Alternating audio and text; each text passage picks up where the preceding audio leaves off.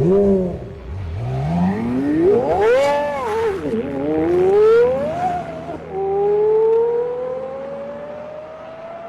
That Move Us is sponsored by, sold by Ilija.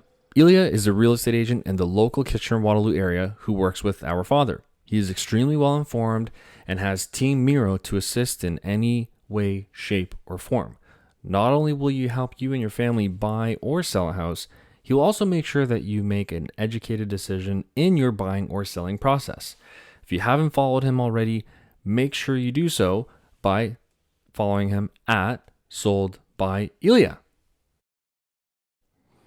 Hello everybody and welcome back to the Things That Move Us. For those of you who don't know, my name is Nico and very, very excited for this episode because we're starting back. Haven't been posting any episodes due to the fact that we have been in lockdown and restrictions for having people over. So now that has been lifted, I'm very, very excited to get back into it. And life has been busy. I started a new job and, my brother just got married to a very, very beautiful young lady.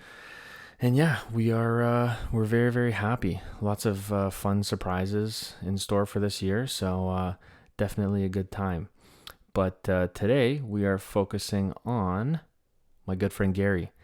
Gary is a very, very big influence of mine in terms of the S2000. The S2000 that he has gone through a lot of modifications with, and he's kind of made it his own, which is what cars really are for at the end of the day. He's an avid go-karter. He loves racing. He loves F1. He loves just loves cars in general. And he is the gentleman that first threw me the keys to his S2000 and let me drive it and kind of opened my eyes in terms of, putting experience, driving experience versus speed and whatnot. So it's really a pleasure to have him here on the show. And I'm very, very happy to know him because he is just as big of a loser as I am. So welcome Gary to the show. And we're going to have a good show ahead of us today. This model is sick, though. Like, I'm looking at it more and more, and it's like, it literally looks stupid like detail. This car. It's stupid. Like, the body lines are perfect. Yeah. With the paint and everything. I still remember when I bought mine. Did you peel your windshield tape off? No. No. It was always peeled. Oh, it was always peeled when you went. No, I mean for your actual car. No, it was always peeled. Oh, really? That's what I'm saying. Oh, interesting. That's what it was. I mean, I got it. So I got mine from the future production manager of Honda Canada. Oh. And you'll see when I show you the tires. Yeah. They're garbage. It's like you know it's an executive. Yeah. In the car. so it's never been driven hard. Yeah. But like he told me like the history on the car. It came from Alberta. It's an actual Canadian car, which is even harder to find. Yeah, Canadian cars are becoming more and more rare. Like 90% of the North American stock is like Florida, Texas, and Southern California. Yeah. But if it's a California car, apparently there's apparently if you can get a car from Cali and you can say like, hey, this is up to Cali standards, apparently it's worth more. I mean, no, I don't think so. It's for like registration purposes. Something in terms of registering smog an is old car. The only thing I can think of is smog, which is. Yeah, I was talking to a buddy of mine. Yeah. He brought his car in from Cali, and apparently. But I think in Canada, though, at the end of the day, a Canadian car is gonna be worth in Canada the most. Oh, yeah. You're not gonna beat a Canadian car. But no, I didn't peel the tape. The tape was already peeled, and. Because mine was never peeled, that's why. And like I don't like because my hardtop's like carbon. Neither's Jared. Jared's is also black. Yeah, fully black. Because I think me and Jared have the same year. That's why. Really? Yeah, both have an 04 when I was talking to him. I thought yours was an AP1 for some reason. No, it's 04. Same yellow as yours. It can't be an AP1. No, I know. So I just wanted a 04, 05 at the time because I felt it was like I couldn't really decide between AP1 and AP2, so I wanted right in the middle. Before they went to drive-by-wire. Like not drive-by-wire, but AP2 motor, because like when I pull up with an AP1, like you can feel the AP2 is faster. Oh, you can see it. You can see it. Like you can rev to 9K all the time, but I'll be in front of you. Yeah. Like you can rev to 9K. It's the torque and the small horsepower boost. Well, the horsepower I think is the same, but the torque is the 9 comes up pretty early. Like you get a thicker power band. And I think they made the shifting a little more smoother. Yeah, they changed the gear ratios and the synchros as well to Yeah, carbon synchros. carbon, yeah. But people like the brass synchros because it's more like clicky. Yeah, It's I more don't like it though because I No. remember I had my RSX Yeah. and every single like I'm driving normally and normal driving you'll just start grinding into second, which is How many kilometers was on your car? 83 and a half. Oh, okay. So basically the same as like when I bought mine, but like I would say rebuild your shifter. Like the parts from Honda is like $100. It's like a job you can do at home, and it really improves like the Click, click, click. not just the click. The notchiness is still there, but it's smoother, and it's just more like you know what gear you're in, and you're not feeling like random like kind of grind. Oh, I don't feel it. I don't feel it in mine. Mine is really good. Okay, It's pretty smooth. Yeah, I learned stick in mine, so I probably fucked mine up. So it was a long time ago now. Yeah, no, I've been talking to like people about S2000 prices and stuff, and it's just like Yeah, if like, I sold mine at any point, like I've had offers to trade my car that were tempting, like an 86 that was fully restored, but it was still the 4AG motor. I don't want a 4AG motor. I want the S2000 motor in it. Like that would be the perfect combo. And I got an S15 as an offer, but it was in Spec S, so it was a non-turbo. It's like a non-turbo S15. Like you might as well give me a lawnmower. right, Like right, it's right. useless. I mean, so. It is a lawnmower. I mean, but this is the best lawnmowers, Honda lawnmowers. We're the Ferrari of lawnmowers. Come on.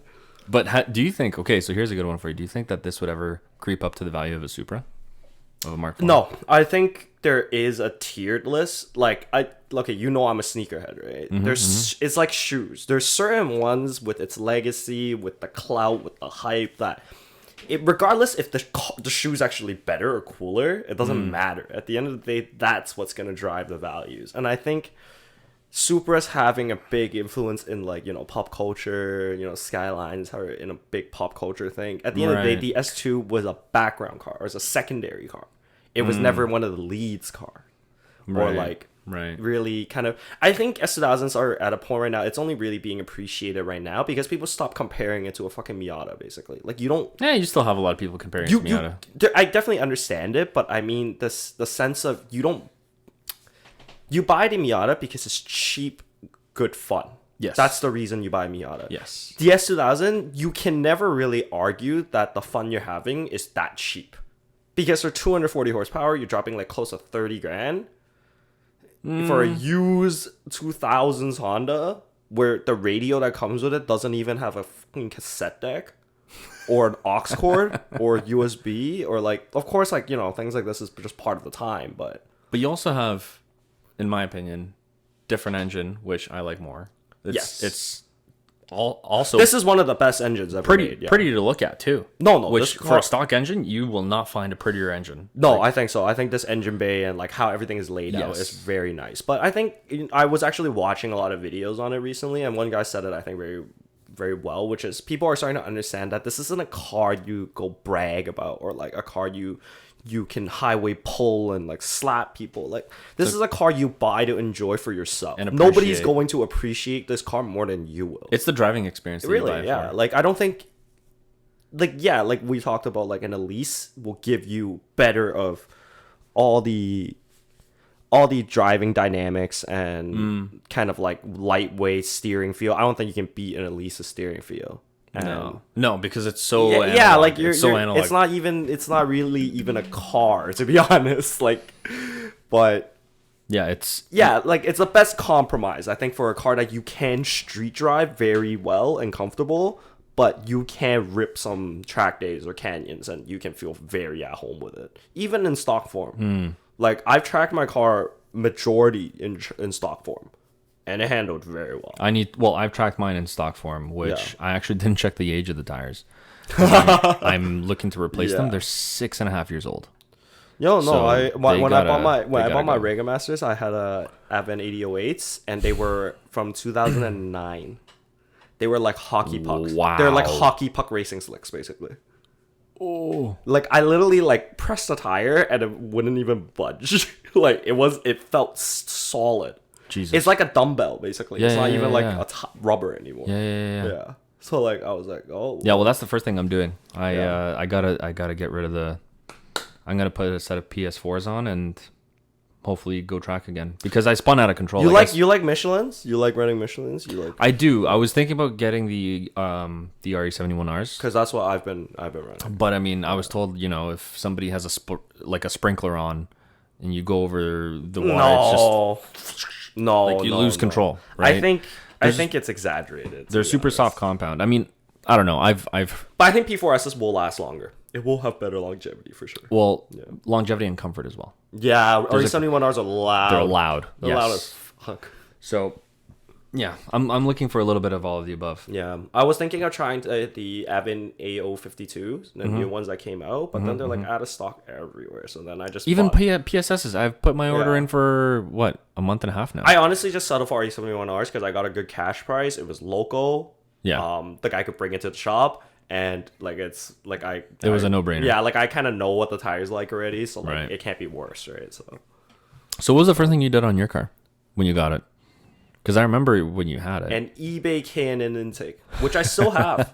I still have that intake. It's probably the best intake you can get too. Yeah, bang for your buck it is. Yeah. It really is. But, being the JDM fanboy I am, of course, I want to match that because my whole, bolt-ons was a lot more JDM than that freaking intake. And that's the only thing you can see. Right. It's kind of it kind of pisses me off, I'm not gonna lie. It changes the entire it driving sounds experience. so good, though. It's so loud. But you know what? It's interesting because it sounds a lot louder inside the cabin than it does outside, which I actually like because you're doing it for yourself at the end of the day. Well, intake sounds is especially since you have to get to $5,000 to hear it. If everybody can hear you going stupidly loud outside, it's kind of annoying. Yeah. But it's nice to be able to just do it for yourself. Yeah. Yeah, the first things I did was spacers for my OEM wheels, tane lowering springs, and a K&N intake. Disclaimer, I was only 18 at the time. So damn. This but how long have you had it for now? 8 years this year. Wow. It's been a long time. Good for you. I don't think I'll ever sell that car. It was funny enough. So I grew up, I don't know if I ever told you this. I grew up a Toyota guy. I was never a Honda guy. Because I grew up loving Initial D, as you know. Yeah. And Honda guys were bad guys in the show. He was the guy that tried to crash into people. So I didn't like Hondas. Have you watched Wonka Midnight? Of course. Okay. Of course. I'm and no Hondas are in that either. No. Because they're apparently too slow. So but there is a nice 930 in there. Yeah, I'm not gonna lie, I rewatched it recently. I really want an S30 this year now. Really? I really want one. I want a 930 turbo. Yeah, I have 5 cars on a list that I would consider selling my S2000 for, and it's not because of the value of the car or whatnot. It's more which one? NSX, of course. NA2, but with pop-ups. So before facelift NA2. Okay, I'm on the same page as you because I'm not a fan of the. I'm not a fan of the. I used to really like the fixed headlight as a kid because I thought it made the car look really modern. Yes. But now growing up, I appreciate the vintageness of the pop-ups. Yeah. Ferrari 355. Didn't peg you for a Ferrari fan. Oh, I'm a Ferrari 355 was my favorite car for it's probably still top 3. It's my favorite Ferrari of all time. The F40 is mine. I love the F40, but the F40 doesn't sound as much like an F1 car as the 355 with an exhaust. A 355 with an exhaust sounds like a 90s F1 car. Really? Yeah, I'll show. You can pull up a video actually. It's an amazing sound. That exhaust is $10,000, and I looked at it. Yeah, but for a Ferrari, that's chump change. And I was really hoping they made one for the S2000, but they don't. But they make one for a BRZ, which I was very pissed off about. That's one thing I could not find is a good exhaust for. I think personally, I may be biased, but I really like how mine sounds, and it's not loud at all. But it is a Canon at the end of the day. If you want the OEM look, it's hard. What's the exhaust called? Kreiseg. So KREI. I found it. Yeah. The first one is on a Japanese road, just going straight.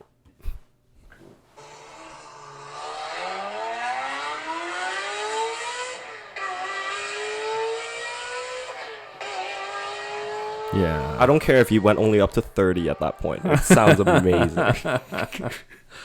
Yeah. Did you hear the Titec exhaust for the NSX? Yes, Titec it's that. If you want an F1 sounding car, that is the car to get. Or the sound. I don't know. I feel like that sounds better than the Titec NSX. I'm not gonna lie. I don't think you can beat a Ferrari. It's a Ferrari. Yeah, no, it's a Ferrari. You can't beat it. But the thing is though, you can get a 355 probably cheaper than a good NSX these days.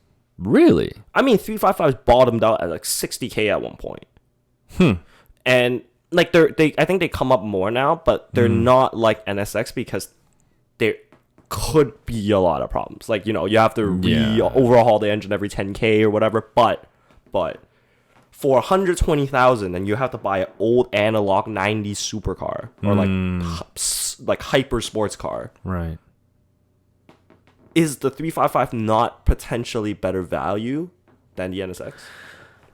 Yeah, but you know what? With that said, there's a reason why we're driving Hondas is because they're also so reliable. It's because they're the ones that are running right now. That's why. Well, for now. Yeah. Well. Yeah, knock on wood. Hopefully that doesn't change. But no, seriously though, like that's one of the reasons why I got, well, I mean, one of many reasons beside the fact that the moment I drove it, that's the moment I wanted it, which brings me to you introducing me to the S2. Like, not introducing me to it, but letting me drive yours so I can be like, yep, this is the one. Looking back at it, I can't believe how many people I've driven my car. Actually, yeah, I'm just like, I've let 2 people drive my car. I've actually 3. You were the third person I let driven my car. I think I had a high school friend that I let drive my car. And yeah, like you were the first person I let drive my car since it got modded. Yeah, gotcha. Yeah, when I did drive it, it was basic, but it had some stuff, But that's the thing, though. That's how I knew I wanted it, because I already had a fast car. That was when I had my 135. Yes. And when I opened it up, I knew it was slow. Yes. But it didn't matter. It didn't matter. No, the driving experience was unparalleled to any other car I've driven. Honestly, and I've driven quite a bit of toys. Like, this is the thing. Like, for me, I'm kind of the opposite. I think personally, I have robbed myself of a lot of different cars that I could have enjoyed by keeping the S2000s for so long and by doing so much stuff to it. But of course, I've driven other people's cars. I've sat in other people's cars and I don't know if there is another car that can give me all the things the S2000 checks off for me. And especially at this point, modded to the way, to my kind of taste and personal preferences. I don't think I can really find another car. I love FDs. But to be honest, FDs are expensive and they're too quirky for me. As not that mechanically inclined, they're a little too quirky for me to live with, because it's not something that I think an average mechanic wants to deal with or would deal with properly most of the time. Right. And to be honest, in the JDM kind of over-engineered, I know the S2000 is kind of like post-90s JDM, but it's still, you can kind of lump it into that. You can. It's aged engineering. Well. It ages very well. Yeah, that's like, why. But to be honest, what's closer car to an FD than an S2000? But you know what, though? That's one thing I've also noticed in terms of driving experiences. This car, it's not meant for sunny weather driving. Holy shit. You learn. Holy shit. Top down sunny means you're going to come home with 2 tones on your face. Yeah, and you're also going to be... You're also either going to have a headache or just want to go to bed. Yes. This car is meant for, like, either canyon carving when it's cloudy. Yes. Or, like, nighttime, it's 25 degrees. Nighttime, 25 Clear degrees sky. on the highway. Yes. You can see the stars. Oh my God. That's to die for. It's unlike any other car I've driven, and I've driven other convertibles, right? But it's and I'm not a fan of soft top. I hate soft top. I remember you talking about that. I hate soft top because it looks like shit on every single car, but this one somehow just pulls it off. I've actually analyzed that a lot over my time, and it's because after we had that conversation. Yeah, because as a kid, I didn't really like convertibles either. Like, I never knew why. Like, I like convertibles when the top was down, but when the top was up, I didn't like it. But as a kid, I never understood. Oh, the top is the reason why I don't like it. But it's the shape. They maintain a slope roof line rather than, for example, if you compare it to like a 350Z, 350Z goes like this and then goes up. Yeah. But then the S2000 just kind of curves with it. It's almost the same shape as the hardtop, right? And it's black. It's a nice contrast. Like, it's a good shape. Yeah. It's not it's definitely a very nice soft top. Like, I never felt the need to replace it. Drivability wise, why? Yes, in terms of it being a soft top, I think that the S2000 is one of very few cars where they actually built the car itself around the fact that it's going to be a convertible in terms of structural integrity on the track. Yeah, I mean, like the whole X-bone frame and all that, like the Right. super high rigidity chassis, like where that all was the- the all the the other- selling point. All Right? the other But- cars were just built and then like, yeah, let's put it as a But- soft top option. But this is another reason why the car was kind of undervalued for so long, because it was a soft top. Everybody assumes, I think a lot of people that don't know cars and they just look at, you know, numbers, horsepower, torque numbers and whatnot, and soft top Honda 200 something horsepower, meh. You know, I can get a BRZ and it's like it probably is more structural, you know, and then it has like infotainments and I think that's because I remember when I bought my S2000, I remember a sales guy telling me that people were trading S2000s in for the new Scion FRS. That's hilarious. I remember that like vividly. It was a Suzuka Blue, to be fair. So, but it's still, They still look good. it's a 06. It was a a 06 Yeah. S2000 that he traded in for an FRS. and probably added money. Yeah, yeah, at that time you can get 06s for like 25 grand. So you still need to probably add like 7 out the door before you can pick an FRS brand new. And now there was an 06 with 120,000 kilometers that just sold for 45. Sold for 45. Amazing. I actually saw my exact car basically posted for sale recently. Same exact kilometers, 04, around like 78,000 kilometers, and it was posted for 50. And I'm very happy. That means that if your car went up in value. It's kind of bittersweet because that means if I had kept the car as is, I would have doubled it. But Well, and that's another one. I saw one with a ripped top, and you already know how hard tops are to replace and how expensive that shit is. Yep. And Yep. this one had a ripped top. The guy bought it on auction. I can't remember. It was like 40, 46, 47 at auction. And it was like an 04. It was also yellow. But he immediately that night like copied the photos from the auction and pasted it on I think it was Auto Trader, Facebook Marketplace, somewhere like that. Looking to get 52, and that ad lasted for a few hours. wow, And I'm like, what? that's crazy. And it was fully. It had an exhaust, it had an intake, and it had a rip top, and that's so it. it's like every S2000 you can find basically. Yeah. Like it's. But you can't find them unmolested though. That's the hard part. That's like I bought my car. I don't know if I told you, but I bought mine off from a dealership. From like it was a dealership owner's personal car.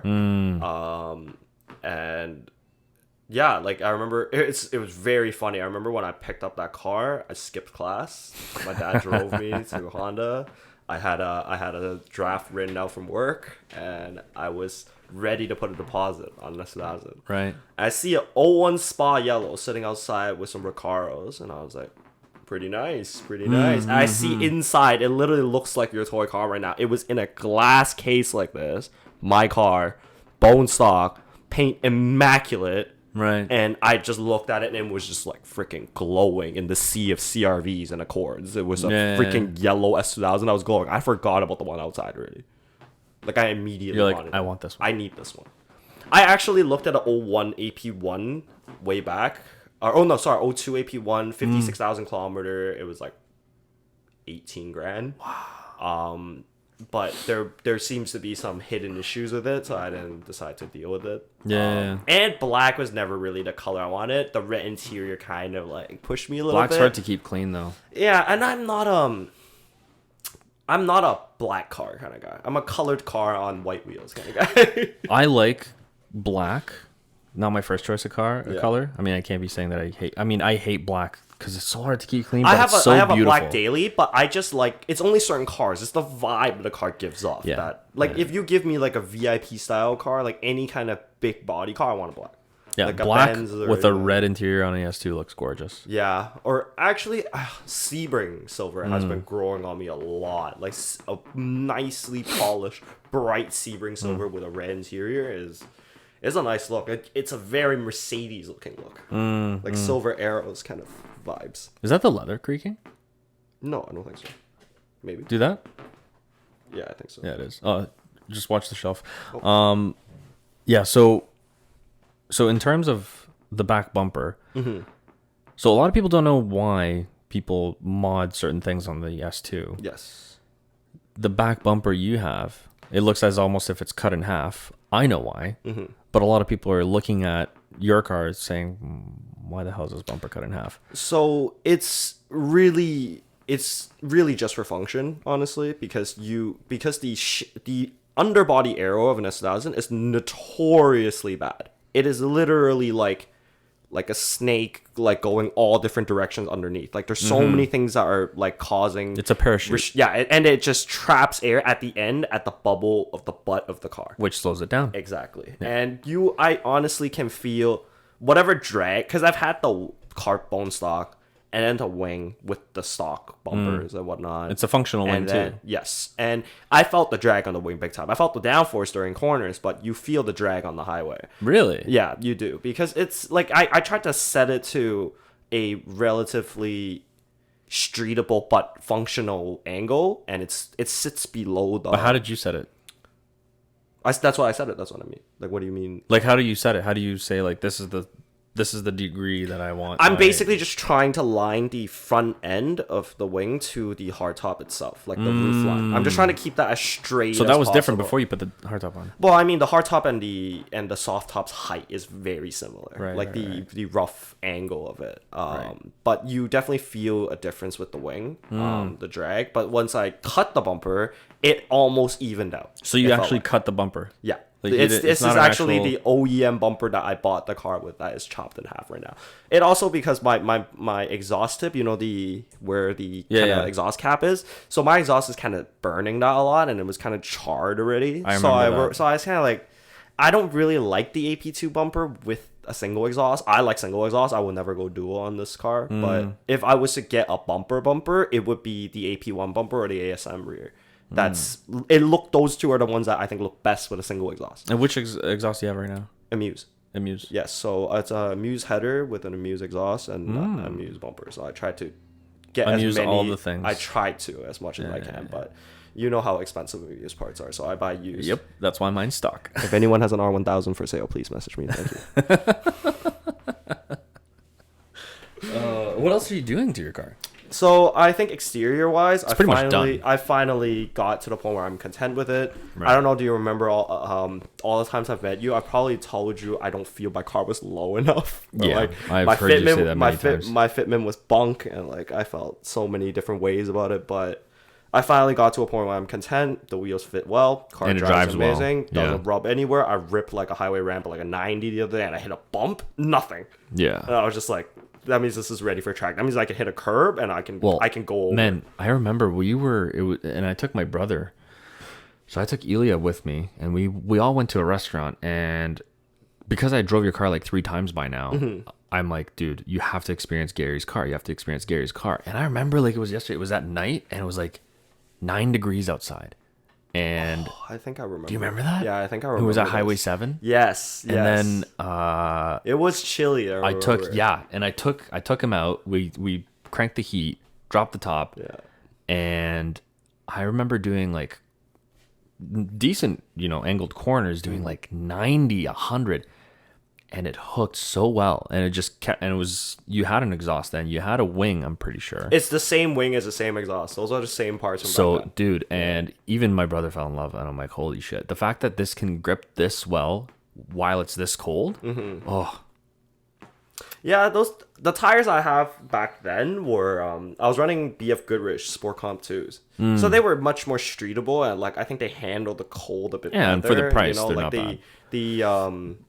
I mean, like, they're basically like, Federal 595s and E500. I think that kind of tier of like performance tires. And at the time, I felt like they were very good for the rain. They were good for daily driving and stuff. But you should see how the car hooks now. Yeah. Yeah. I've changed some setup stuff on it as well. Like, so I don't run a rear sway bar anymore. Oh, really? Yeah. So because I ran square wheels and I dialed more camber in the front and stuff, I took the rear sway bar out to kind of ease how stiff it is and let the rear follow the front, so to say. So the car actually oversteers very easily. So I don't know if you ever you've spun out in your car, so you know how it oversteers. Well, I've spun out of my car because of shitty tires. No. But if you've driven in the rain and the rear ever kicks out, yes, there's a feeling of like you go and then the car kind of like snaps you back. Yes. But now it doesn't, because the sway bar's not there to kind of like hinder the suspension travel. So the only time I got caught in the rain, I'd seen rain once, and the only time I got caught in the rain, I'm like, you know what? I'm driving without traction. I'm gonna see how this is, and I'm out in the country. I'm taking a right hand turn, so I'm going super slow. And then when I make the right hand turn, I kind of like snap the wheel just so I can get it going. Yeah. And when I was going sideways, it was very, very easy to maintain. But then I'm like, okay, I'm losing it. Yeah, I've definitely lost it. And I just went, whoa, whoa, whoa. Yeah, so that happened to me so many times. Like I remember the first 2 track days I went to at TMP were like downpours, like cats and dogs. Like I had the wipers on while I was tracking. Jesus. But I like On RE71Rs? No, at the time those okay, so these are hands down the worst tires I've ever driven on. I don't know if other people have different opinions on them, but For what, the Bridgestones? no, Dunlop DZ101s. Oh. They were the original tires I got with my first set of SSRs. Exact same wheels I have now, but just, 17 by week OEM specs. But every time I braked into turn 1, the car just spun. Like, no gas, nothing. I'm trying to keep it very Turn one's steady. nice and wide and long, so you're lucky there. As long as it's Exactly. the last turn. The last turn is into a wall. Last turn, then this car would have been a memory already. But yeah, no. So I spun off into there like quite a few times, and it was just very, very hard to like catch it. Like you need lightning reflexes to catch it. Especially like for me, that was probably like I've owned the car for like just a year, and it was my first track day ever. But what about your racing background? Well, I only started go-karting like around then, so I was still very like. And you're still go-karting? Yeah, I still am. So I'm hoping that kind of translates into tracking this year. Good. Yeah, Good. I'm hoping I can get the car running. I have actually going back to what I have planned for the car. There's a few underbody things. I'm planning on putting a new diff in there. A new differential. But I think I might save and wait until and maybe actually change the final drive. And boost kind of the acceleration a bit. This way I can keep it NA and I can still pull. Yeah, these things have glass diffs. It's ridiculous. Yeah, so I found a good 1.5 way carbon diff. So it was hoping that would change it up, but yeah, I think I really hope I get a chance to let you drive it again. Well, we can switch cars today. Oh. Yeah, if you like. Yeah, let me know how you like it. Yeah, I will. Yeah. You're going to see how loose mine is. You're like, oh my God, this is so comfortable. I'm gonna yeah, you'd be surprised how well the car rides now. So I changed the suspension since I was running tame monoflexes before. Oh, yeah? I changed it to V3s now, like KWs. Oh, okay. I found a good set. Everybody runs Ohlins. I think Ohlins are good too, but I can't afford them. Yeah. Ohlins are big money. Yeah. You know what? Parts are getting more expensive too. Have you noticed? Yeah, It's insane. ridiculous. Like the cat, my OEM cat, I just sold it for $500. To some What? guy in UK. The guy, and he's from UK? Yeah, I don't think he's putting it on S2000s by any means. I think he's just taking the material. I think the metal the cat's made out of is worth money. Really? Yeah. Well, I know there's plutonium in there. Yeah. So there's Rhobium or whatever. but people are posting it for $400 or $500. Like OEM cats are dollar bills. Jeez. Well, yeah, I know. If I'm you right now, I would sincerely take this. I would genuinely take this one off, put a high fill one in. It would sound a little better. Plus, you can maintain like the value of that cat. The less kilometers, the more it's worth, right? Plus, your car will sound better, and it will still be legal. You have a high fill cat. Yeah. And I still have a OEM exhaust on it. Yeah, and it will sound a tad bit nicer. Yeah. Well, I already like the sound of it with the intake on. Yeah. Like I said, like I'm only going to be doing tires, and that's it. But if somebody somehow posts like a yellow trunk for sale, that would be tempting to swap and start putting holes into it. And Wing, and then yeah. before you know it, your car's dropped, and you. yeah, but I don't want to do it. I've always fought with that, but I'm I fighting with the fact that I want to keep it because I can't replace this with anything. Like I could probably, like realistically, 55, 60, I could probably pull. But what am I gonna get? An M3? It's fun. Don't get me wrong, they're great cars. They sound great. They corner great, but it's not the same. They driving won't experience. age like this car. This car won't. You know what the V8s do? The V8s age well. The E46s they age well, but For sure. No, but I mean the dynamics of it is very different. Like this package of like when like the fact that we're comparing this car to an FD to cars that are more expensive when they came out. And the fact that this car is an open top car and it can perform at that kind of level speaks volume to how well the chassis was designed and how rigid it still is, that people in today's era with all the new electronics and everything, still come back to this car and be like, damn, this feels good. Like, at the end of the day, it's just very, like, this is very much Honda at its best. Like, this car really, like, shows what Honda loves about cars.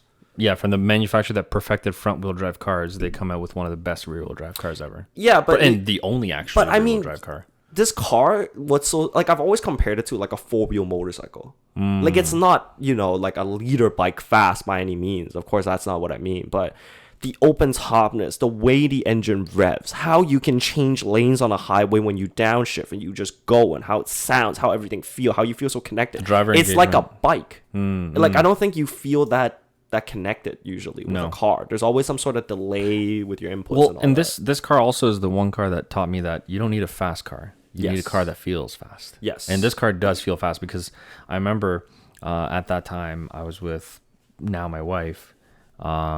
When I first got it, I think it was the second night she came home because she was at her cottage. Doesn't matter. I'm like, yeah, let's go for a drive. And then I took her out and we start driving in the neighborhood. She's like, oh, slow down, slow down, slow down.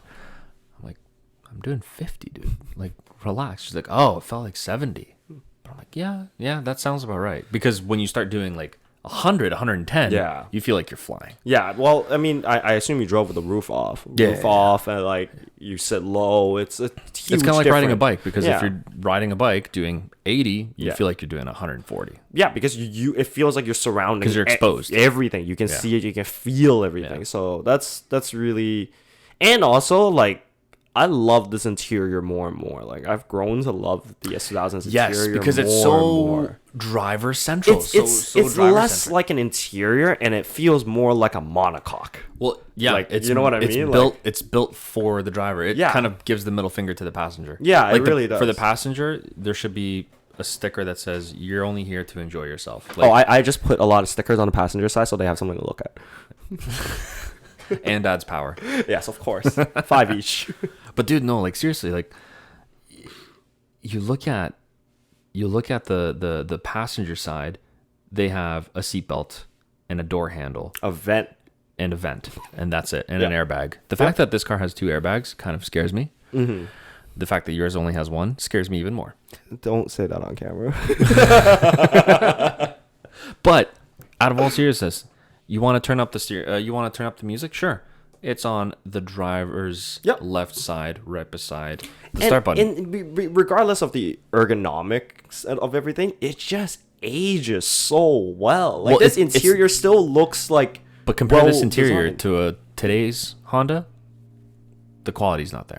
For sure, the quality is not there. But I mean, you have like soft touch vinyl on the actual dash. Yeah. That feels like leather. Yeah. The actual leather on the door, the soft touch vinyl on the side as well. For sure, the quality, you can't beat the interior qualities of modern cars, like, especially with all and also like this car rattles and stuff too. I'm sure as mint and as OEM as your car is, it still makes sounds inside when you're driving it, like little creaks and rattles here and there. Honestly, only the seatbelt, like with the seatbelt rubbing on the leather, that's it. That's very good. Then because like sometimes I remember with my soft top up, like I would sometimes like hear like the front latch, like the here and there, like if you like go over a bump or like you're in a bumpy road, you will hear it ticking and stuff like that. But again, like, you don't buy a car to care about stuff like that. I don't drive with the roof up ever. Only if I wash it and then the soft top's wet, I want to air dry it. But that's pretty much it. But also, like, no cup holders, no storage compartment. There's a lot, but I love it. But all the and the funny thing is, like, cup holders and all of these like little inconveniences, it's so well documented. There's so many parts and stuff you can buy, like to put a like cup holder. add-ons and accessories. And there's like, honestly, like I really grew to love this car when I bought it. Like, I never thought that I was gonna keep this car forever. I never thought that this was going to become like my favorite car, basically. But the more I owned it and the more I watched, like I grew up watching Hot Version and you know, Best Motoring and stuff like that, and like I focused on the NSXs, the GTRs, the Supras as a kid. But like going back and like I was watching the Toge Monsters more and like that kind of battles, and like it just made me realize that like I might have accidentally stumbled on something really special. because there was a sea of cars I could have picked at the time. Of course, I could have bought an NSX for 32,000 at the time as well. Oh, I know. really should have. Supras, NSXs. Yeah, like I could have got an NSX, but even with an NSX, like I think I see a lot of NSX owners. They say like, ideally you need both. It's not like one or the other. It's like you want both. But guess what? They were both built by the same engineer, and that engineer only built 2 cars. And that's why these are the best 2 cars. And yeah, like Yeah. I'm very happy that, like, I honestly kind of wish in a way the new NSX never came out. I kind of wish that these 2 cars just stayed as the only rear wheel drives that Hondas make. But keep in mind the reason why the NSXs jumped was because the new one came out. Mm-hmm. The reason why the Mark IV Supra came out is still expensive is because of the Mark new V, Supra. yeah. They're like, well, it's not as good.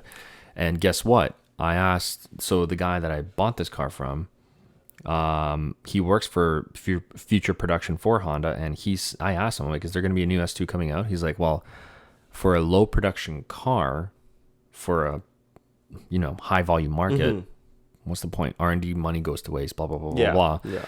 And for a high production volume brand. But after he told me that, a year goes by, a year and a half, and next thing you know, I'm hearing rumors of an actual S2000 revamp. Which I'm sure you have as well, but they don't know if it's going to be electric or if it's going to be... I think it's going to be much more like a baby NSX. It is. It's from what I've heard. But then what do you think is going to happen to the value of the S2? But I mean, like, if you don't realize that the S2000 is a car that, or any car from that year, FD, NSX, I mean, like, Supra and GTRs are still a little heavy, so I don't really... It's just a little different, but I mean, like, Integra Type Rs, Civic Type Rs, like, just cars from that generation, old Silvias or whatnot, they can't build cars that simple anymore. They're like, with regulation, safety and all that. Well, that's exactly why it's never going to be as good as this, because that's something that just people have to understand. And they're going to be obviously heavier because of the regulations, because of the safety parameters that they have to meet. Before you know it, it's going to be illegal for manufacturers one day to make gas engine cars. As sad as it is to think about. Well, I mean, Cali's already doing it. Illegal by 2035. Yeah. Volvo said by 2035 as well they're going to be cutting all. Yeah, Honda's dropping out of F1 for the same reason. They're trying to go all electric by, I think, like 2035 or something like that too. But what do you think about the one generation after those 90s cars? So, for example, RSX Type S. I would love to get a clean, low mileage, white RSX Type S. But if I gave you an option to get a DC2, a clean Integra DC2, yeah, I'd take it. or would you take the RSX, the DC5? I had an RSX, so I'm kind of, there's a soft spot there for me. But I would take the. You understand where I'm coming from, right? Like the it. mystique of that era. But what about a 350Z versus? See, this is the thing. I think the 350Z is going to go up value exactly the same way the Silvias have. Yeah, I can see that. The 350Z is that generation Silvia. What about 370s? It's going to be, I mean, 370, it's like S14, S15, like S15. I mean, even 370, I think, I think 370s will too. But I think not as much as a 350. I think 350s were more of that generation. Like, people remember that car a little more than the 370. Because if you find a white, I'm all about, I actually enjoy white old cars. But if you can find like a low mileage Nismo 350, have fun, just park it. See, another thing is, like, I love the Amuse at 350. I think the Amuse 350 is like one of the best. They sound nice, man. I love EQ engines, man. I think they do, depending on the exhaust. Like, most VQs don't sound good because of what you do to it. It's not the engine's fault. Like, I've heard great sounding VQs before. Like John's Meisterschaft. Like, I've heard several that's probably my Meisterschafts. favorite one. Like, I really like that one. Probably my favorite. I even the Tomei. Even the Tomei, I like how the Tomei is. I like the Tomei as well, but I'd still put them on a scale. I'd take the Meisterschaft. Yeah, but like, again, if I ever had one, Amuse, please. Just give me that same exhaust. Every single car I have a Supra, give me a Amuse. R34, give me an Amuse. If they make it, give me it. We are not sponsored by Amuse. Oh. But we could be. Oh, please. But yeah. I'd be gunning after like a little. Honestly, that's why I want a little bit of property outside the country, so I can build myself a little bit of a warehouse behind my backyard, a little bit of a collection, and then just buy old Japanese cars and just start storing them, driving them one for each day. There's honestly, like, I wanted a K car for a while. Like I was just like, how can I go more S2000? Like how can I kind of dive into that light, simple, not a lot of power dynamic? And I looked at the In K car, you mean like a KTM?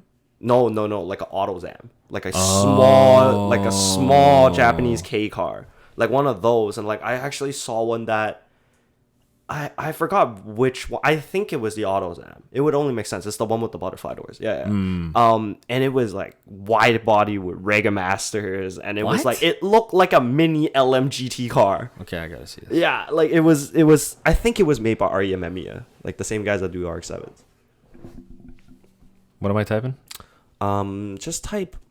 Oh, I don't even know. AutoZam wide body. AutoZam wide body. Yeah.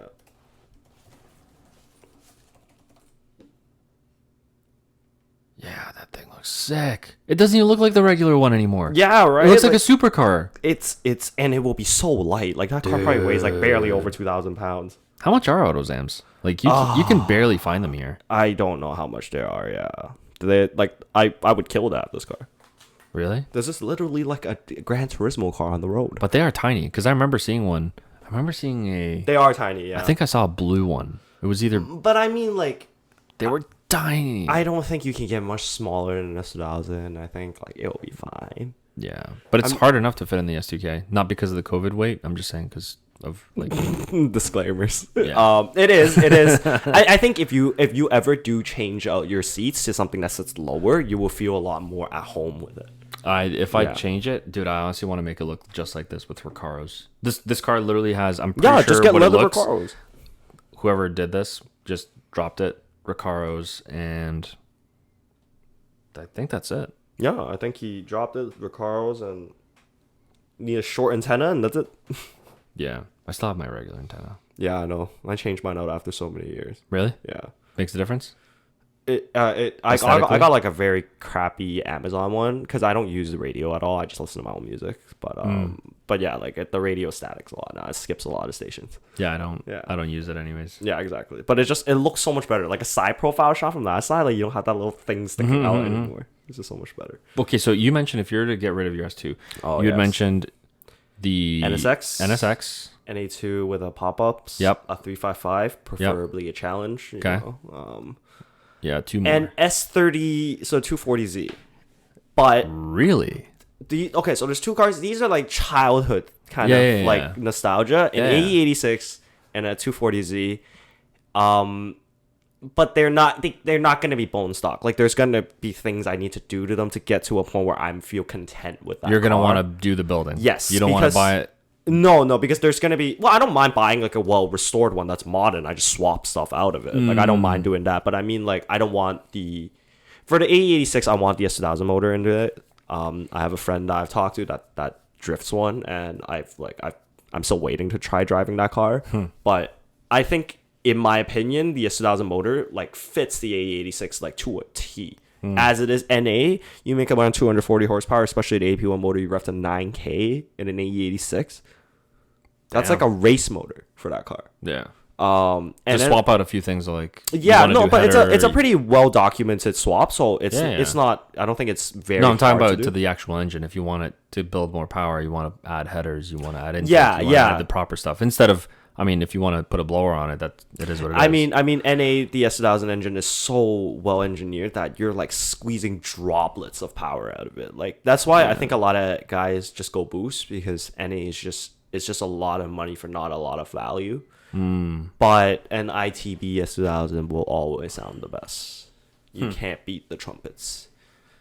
It's a symphony. The original Honda. Yeah, the noises. The twin cam like trumpet noises. But yeah, those two cars, I mean, those are childhood nostalgia things. And the last fifth car is a wild card. I don't think you would be able to guess what car it is. No. It's a Eleanor.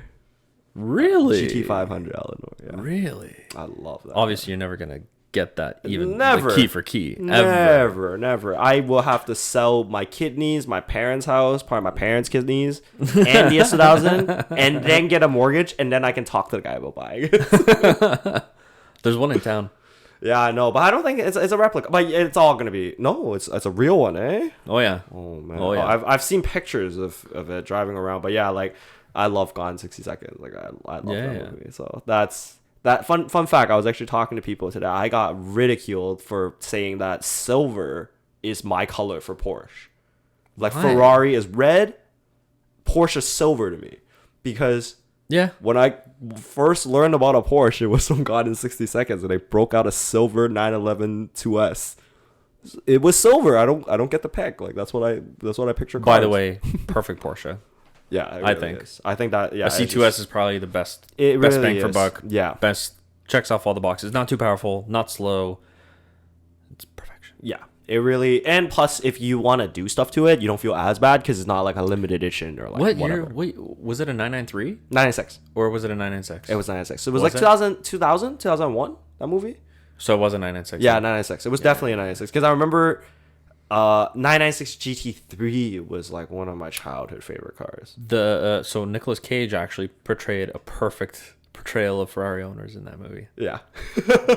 I loved it. Yeah, he did. Loved it. Oh, yeah. But yeah, like I think I've had a lot of pop culture influences and what I like about 100%, cars dude. and 100%. how I like cars. And those are the only things but yeah, coming back to the S2000, I think those are the only factors that can draw me out of getting rid of this car. It's you need to bring out more nostalgia and childhood memories and things that I just can't say no to for me to get rid of this car. And funny enough, actually, my dad, of course, when I wanted to buy this as my first car, he was kind of like, "What are you doing?"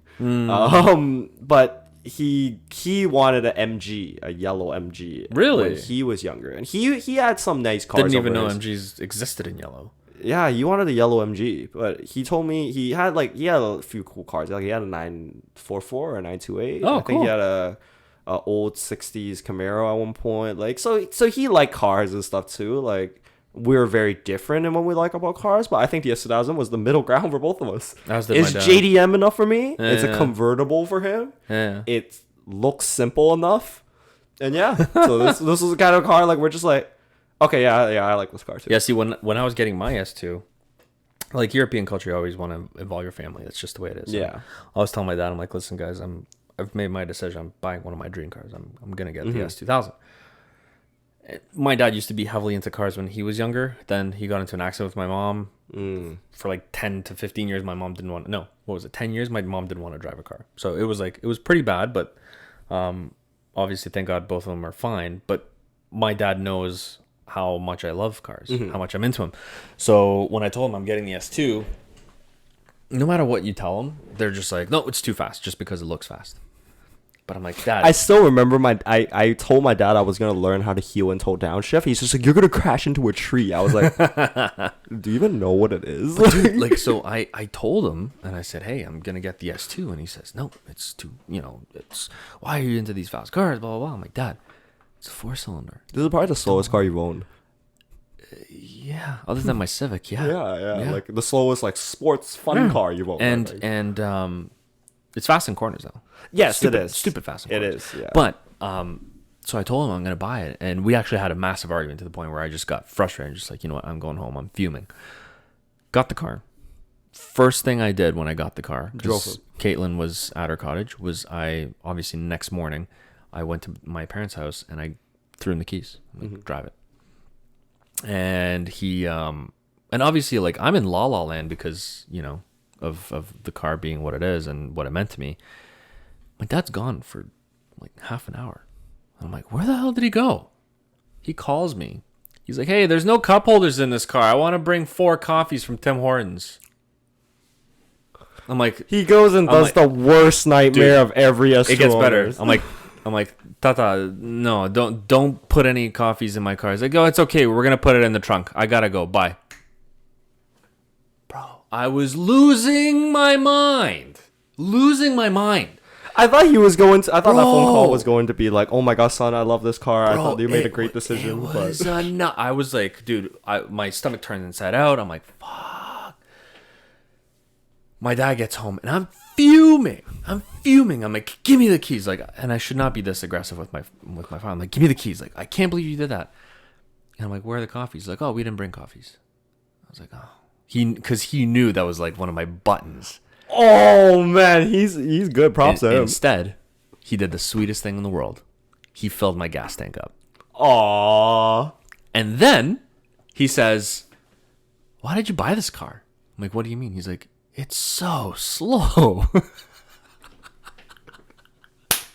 Dude. I was like, Oh, see, and man. I told him, like, I told you, it's slow. It's not, I told him, my WRX is faster than that. He's like, I didn't believe it, but it just, I don't know why you bought this. Why did you buy this car? I'm like, well, it's the experience, right?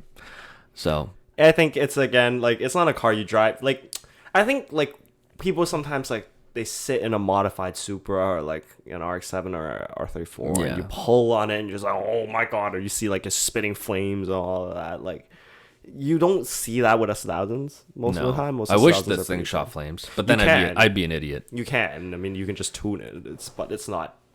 Yeah, it's not. There's no point to it. But Don't tell me that, because I actually will make it shoot flames. No, don't. Please don't. I want it to. Please don't be one of those people. Thank you.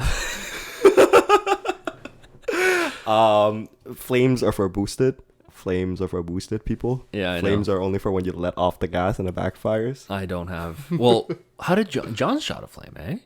Did you notice that? I think his is because of a test pipe. I'm not sure. I'm not sure about it either. I think you saw it, right? Yeah, I saw it, but I think mine. I hear a crackle or a pop here and there in mine. I do as well but on stock exhaust. But I run a high flow cat instead. So actually, recently I got pulled over for like 2 days ago for excessive noise, which I was furious. You can ticket me about being low. You can ticket me about like whatever, but my exhaust is so quiet. My exhaust is like so neighborhood friendly. None of my neighbors ever complained. Like, I've owned this car for 8 years. I've had the exhaust for 7. Nobody has ever told me this car is loud. Not even my parents. Really? Like, because when it idles, it's quiet. Unless I redline it, it's like a mouse. Like, another S2000 with like a different exhaust starts up will drown out my idles. So And he ticketed you for a loud exhaust. And the thing that pisses me off the most was I was driving like 100, maybe 105, and I was behind him. So he slowed down probably to 70 to get behind me, just to pull me over. And you're just like, I know I'm getting pulled over. So yeah, like I tried to get off the highway or whatnot, and like tried to leave, but like he just got me right away. At the end, it was a warning. I didn't know this, but there's no decibel limit to what excessive noise is. It's subjective to the officer. Yep. Which is ridiculous, because how can excessiveness be Because there's a subjective? few guys that go on power trips. But then, dude, there was a... But he gave me a warning, like, for disclaimer, like, he did give me a warning at the end, and, like, nothing really happened. But it's just, like, I really wasn't making excessive noise. Like, if I flew by you, or I just ran on the highway and I was, like, wide open throttle, I can understand that. But I was, like, I was just putting around like a mouse, and you pulled me over. I didn't get pulled over, but there was a cop that followed me for quite a long time. I don't know, like, I don't know how long. Call it 5 kilometers, 5 to 7 kilometers. And I ended up pulling into just like I think it was just a Tim Hortons, because I'm like, okay, this guy's freaking me out because he's just following. Yeah. And he pulls, he's rolls his windows down. He's like, man, I haven't seen one of these, and I just want to tell you, nice car. I was like, thanks, man. I was like, I thought you were pulling me over. He's like, no.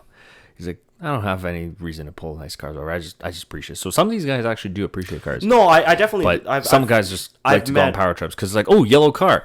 I'm going to grab him because he looks fast. This is the thing. Like, I even talked to him about it. I was just like, if there's no decibel meter, a Ferrari comes from the factory idling way louder than my car. Yeah. And right. the thing that he said to me that really pissed me off was just like, I was just like, well, like, my car's, like, there's no sound right now. Like, it's so quiet. He's just like, well, I can still hear it. I was like, well, when your car's on, of course you can hear it. Like, what do you mean? My car's not electric. Right. Like, I was very angry at that point, because it's just like, even if my car was bone stock, it would make a noise when it's running. Yeah. That's what machines do. And you got ticketed? But he gave me a warning at the end. But, wow. like, why did you pull me over then? Like, what was the point? Like, I think at the end, he kind of felt that. Like, I think he checked my records and saw, like, I've been pulled over for, like, whatever. But there was never a ticket for excessive noise.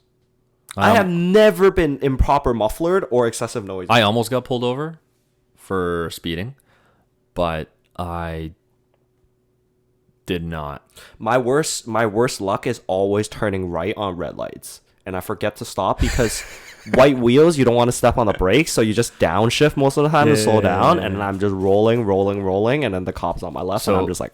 So get this. So I was driving home. It was one of those perfect scenarios for an S2. Yeah. Roof down, beautiful night out, really hot, clear skies. And I'm driving, and then I see on the on-ramp a Type R gets on. A yellow one. Ooh. So I'm wah, wah, wah, wah, and then barely in gear, I'm flying towards him. And I catch up to him, but just as I'm catching up to him, I obviously like just pass him a little bit and then hit on the brakes. Yeah. But just as I pass him and hit it on the brakes, an undercover OPP officer is on the on-ramp. I was like, shit. So this guy's on the on-ramp, and I'm in the middle of 3 lanes, right? Okay. So he's in the right lane, and Type R's behind me now because I was like slowing down, but my brake lights are on, and that's why the OPP is like, oh, this guy's sus. I'm going to pull him over. Yeah. So he goes in the middle lane, and I'm like, shit. I go in the right lane. He goes in the right lane because he's in front of me. Yes. And there's an exit for another highway. Okay. So I'm like, okay, I go into the exit. He goes into the exit, and just as the lanes split and he's already committed, I cut left. You broke his ankles. The Type R pulls up. He's just like, nice. I broke his ankles. Just. Oh, I did not want to deal with that. No, it's probably not a good thing that I'm saying that right now. To But be honest, like, to be fair, I feel like the S2000 doesn't get as much unwanted attention from like cops and whatnot as much as like 350s or BRZs or even like other cars. Like I feel like S2000s are pretty well like. But the thing is, I want more. Like I want the. So I think I mentioned it on every single podcast, but whatever. I've had the pleasure of driving a 350R, a Mustang, and you remember my altercations with Delon, right? Your altercations. Remember Yes, that? yes. I always made fun of him for a Mustang, Yeah, and then yes, he yes. just got way too pissed. Love you, BB. So, like, I wasn't a fan of Mustangs. I just didn't like them. They were just didn't handle. They were loud, and they were just excessive. I drove the 350R, the thin corners. Yeah. Flat blank crank V8. Sounds great. Red lines at like high 8,000 RPM. Yeah. It's like an S2000 with a It's V8. like steroided S2000. So you turn this thing on and it is loud, man. Yeah. Like this thing is ear piercing. Yeah, and I mean like that's not excessive noise because it comes from the factory, right? Like that's BS. I like just wanted to get that. No, out. I agree, and that's exactly what I was going is.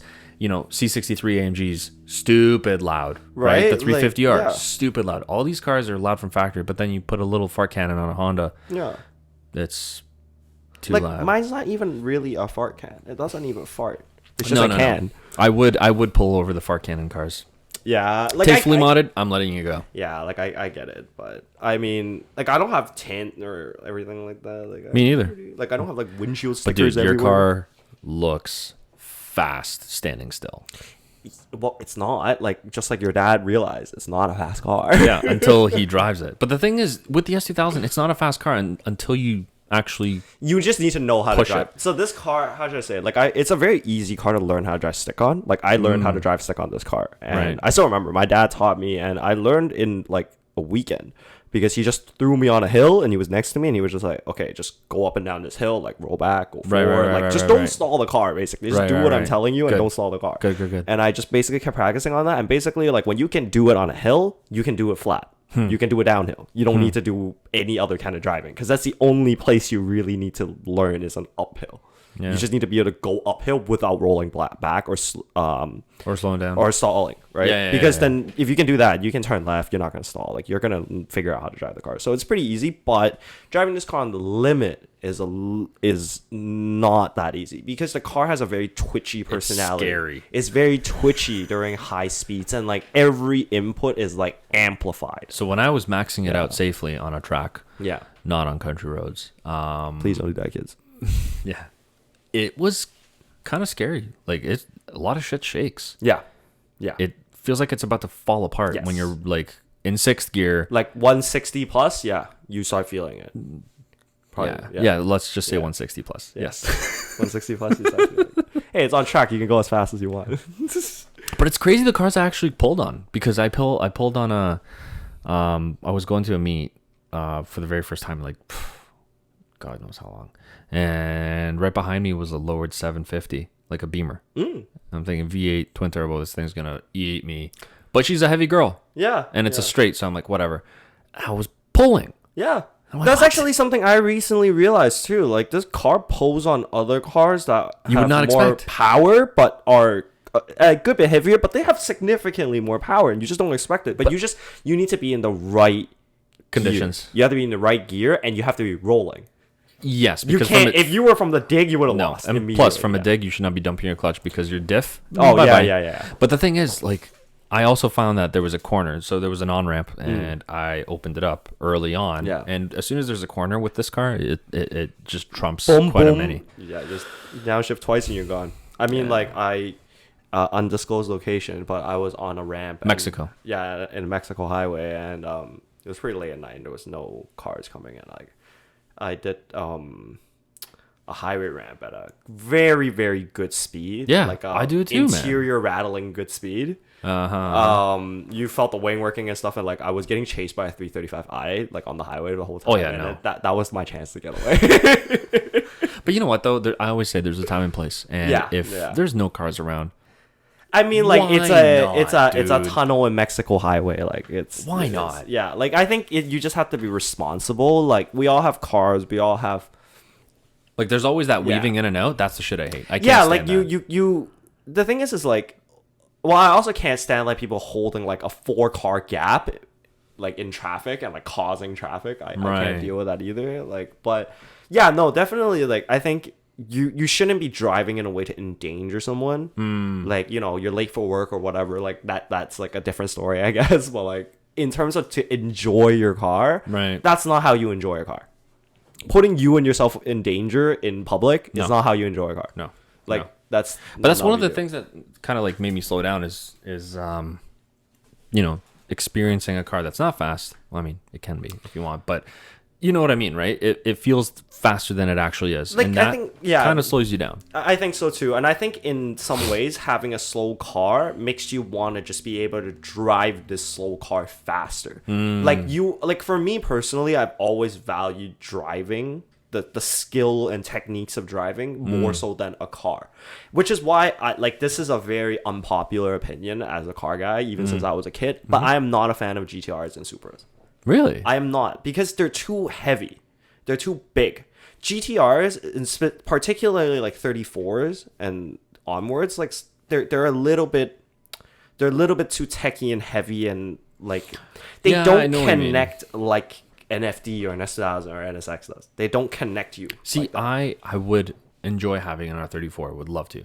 I would also enjoy having an R35, but it would not be my only car. Yeah, I don't think it can. I would love to have one. Yeah, for Would sure. love to For have sure. one. It would be on my list of cars I would definitely want Exactly. one. But it's not one of those things where I would aspire to own one. Fun question. Supra or GTR, which like of the side are you on? If you had to pick one of those. Which GTR? R34? Yeah, within 32 to 34, like the Skylines. We had this conversation with my brother not too long ago. Okay, I will say my pick first. I am more of a Supra guy. Really? Yes.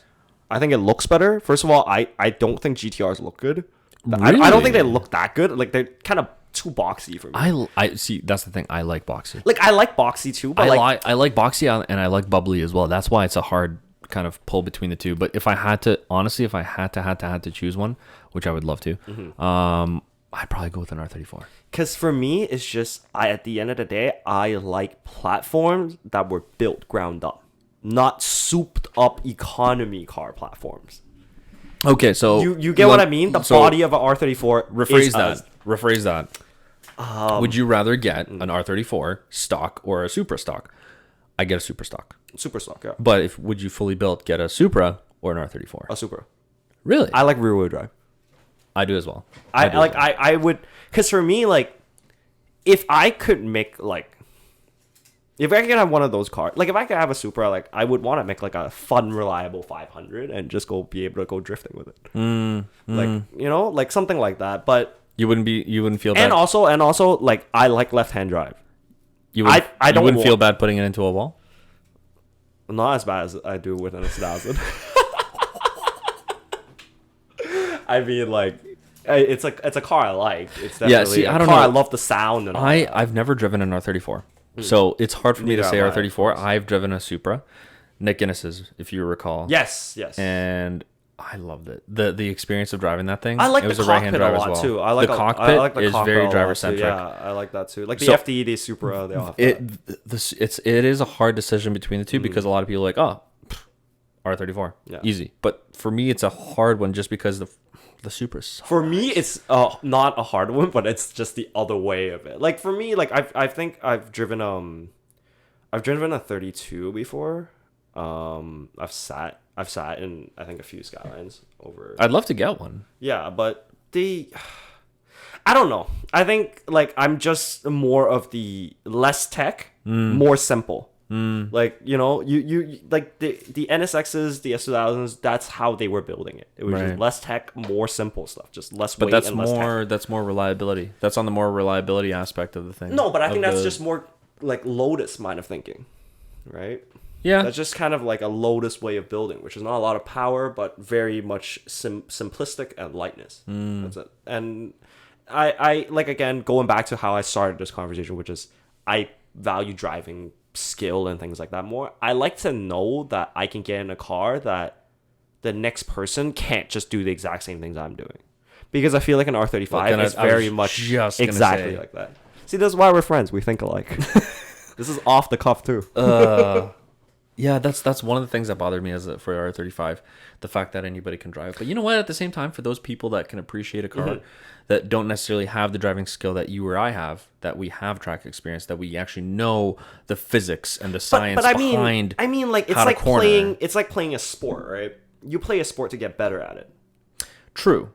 But we're enthusiasts. But for the person that's not an enthusiast, but appreciates a car, for example, for my wife. Yeah. My wife would love a GTR. No, a GTR would be a great road tripping car. Or like She would be something. perfect for Yeah. R35 because Yeah. she wants something fast, but she doesn't want to have to like fight for it, Yeah, work yeah. for it. Yeah.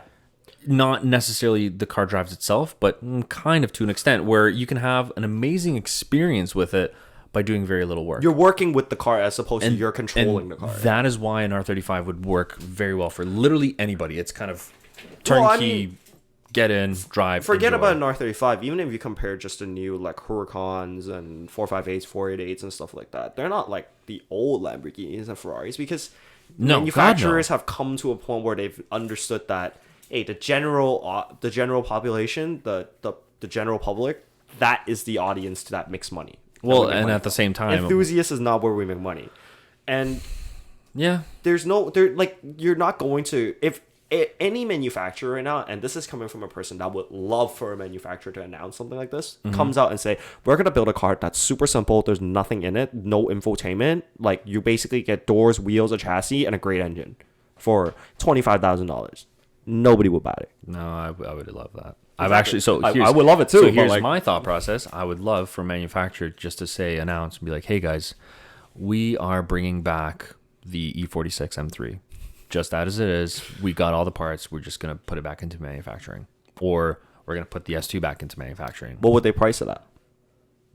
I don't know. Don't care. Do you think they would price it? But if I don't think that's possible. I think though, right? that's a rhetorical question because Yeah. companies are greedy. So they're going to want an ask and arm and a leg for it. Exactly. It'll be $140K for a regular Exactly. E46. That's brand new.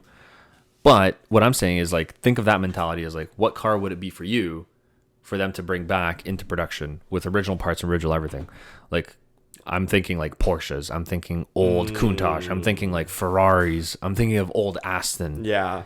Right? Like the good old days. Yes. The golden days of cars. Right now we're in the golden days of horsepower wars. Yes. And I find that that's been lost in translation because everyone's concerned about what the brochure says for 0 to 60 and nobody else gives a shit about how it corners. Yeah. That's my issue with today's cars. I mean, this is the thing, right? People are test driving cars before they really even test drive the car. Like they kind of like when the Mark V Supra came out. Like I still haven't driven it. I think it's a good looking car. I love how the Mark V Supra. I would love to own one. I would love it to replace as a daily. That or a 400Z as a daily would be amazing for me. Not the S2000, but like to replace my everyday car. But like, yeah, like those cars are. I think they are great cars in their own way. They are from a different generation. Just like if you compare a 30s Bugatti to an S2000, an S2000 is like a spaceship to it. But time progresses, technology advances. It is what it is. You you can't keep marching forward, looking back, and then complaining about how good things used to be, right? Like technology is going to advance. People are going to want more comfort, more convenience, more safety. Those are going to be the priorities, not the driving dynamics of a car. I still complain on how good things used to be. Well, and that's why I want these old cars, man, with low mileage. I do too, and that's how you know we're getting old. Fuck. That's how you know we're aging, because we're not talking about new things anymore. We're talking about old things. Yeah, I mean, I recently put on some gauges in the car, and they're from like, I wasn't even allowed to drive yet when those gauges came out, so I'm a sucker for old stuff. I try to get as much old things as I can. Yeah, I get it. I mean, with new cars, you just have to understand, like, they can't make them like old cars.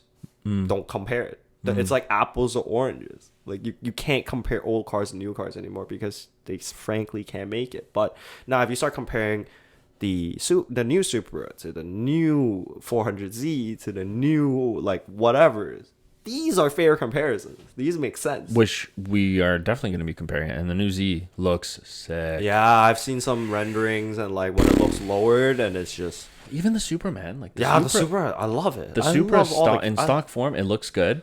I think that the new Nissan. I'm a sucker for a fastback. I'm just a sucker for that. Same. The new 400 looks better than the Supra stock.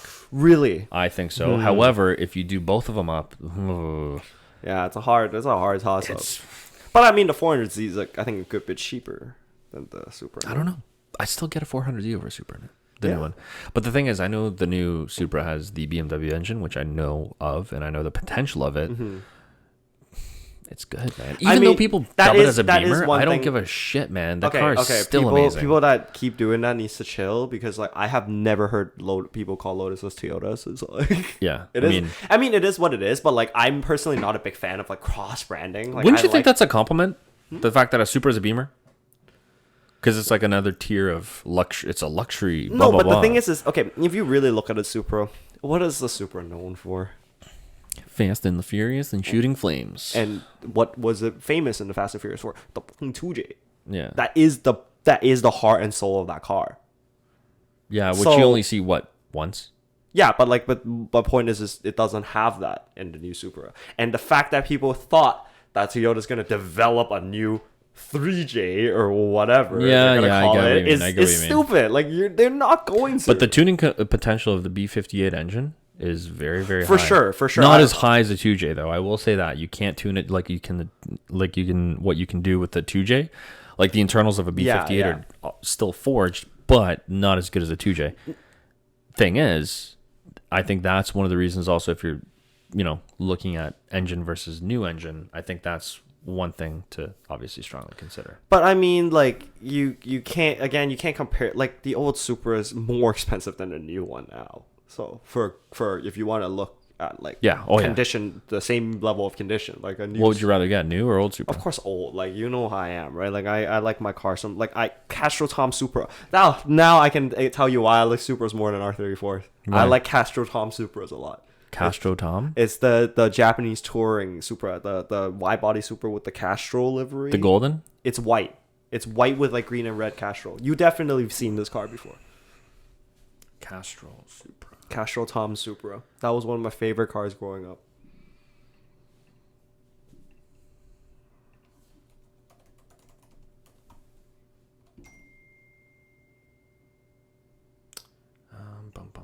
Oh yeah, you've definitely seen this car before. Yeah, that thing looks dirty. So that's one of my favorite cars growing up.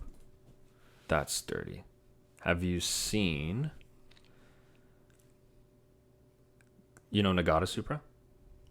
Oh, Smokey? Yeah. Yeah, the gold one, the V12 one. That's the one that I want. Really? Oh. I don't like the headlights. I don't care. Oh. I don't care. Yeah, you just like the. I think that car's in Florida right now. I think someone in Florida bought the car. Yeah, it was recently for sale. Oh, again. Yeah. Well, I think that's when, like, recently. No, I wouldn't. I don't think I'll ever buy a Supra though. It's just it commands I don't think I will have like the luxury to just buy cars without looking at numbers. But it's also a troll car if you think about it. It is one of the biggest troll cars because you have like a supercar event where you'll have Aventadors, you'll have it's a Supra, and then a Supra can easily steal the show, which is hilarious. I mean, like, but you're getting I would be getting attention from the exact crowd that I don't really want. Yeah, I get want. it. I get Like, it. you know what I mean? But Like, it's just for me, that's a troll aspect. it of is the Supra. very troll. It is very, very, very troll. But on that note, let's end it. Unless you have something else you want to say or mention. No, thank you for having me, Nico. It's a pleasure to be on here. Hopefully we can do it again because I know you drove a long way. So Yeah, no, I definitely would. I definitely would be down. Maybe we can do a vlog next time or something. ooh, I'm down. Ooh.